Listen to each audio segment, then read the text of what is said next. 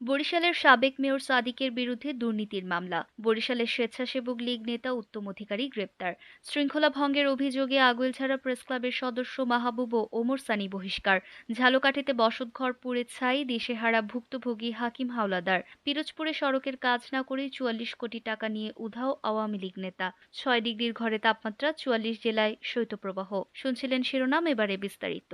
বরিশাল সিটির সাবেক মেয়র ও কার্যক্রম স্থগিত আওয়ামী লীগের নেতা শেরনিয়াবাদ সাদিক আব্দুল্লাহর বিরুদ্ধে এবার দুর্নীতির অভিযোগে মামলা হয়েছে। জ্ঞাত আয় বহির্ভূত অবৈধ সম্পদ অর্জন এবং ভোগ দখলে রাখার অভিযোগের সত্যতা প্রমাণিত হওয়ায় তার বিরুদ্ধে মঙ্গলবার মামলাটি করে দুর্নীতি দমন কমিশন দুদক।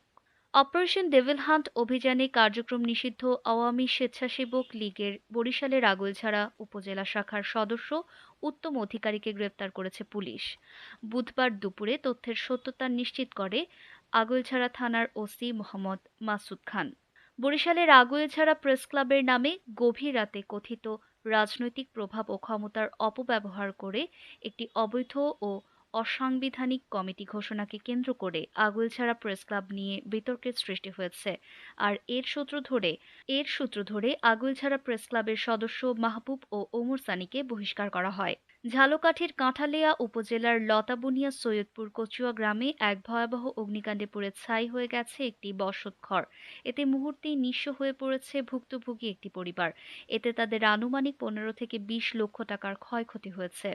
পিরোজপুর নাজিরপুর বৈঠাকাটা ১৭ কিলোমিটার সড়কের কাজ না করে অর্ধশত কোটি টাকা উত্তোলন করে নিয়ে যাওয়ায় বিপাকে পড়েছেন ৫ ইউনিয়নের লক্ষাধিক মানুষ।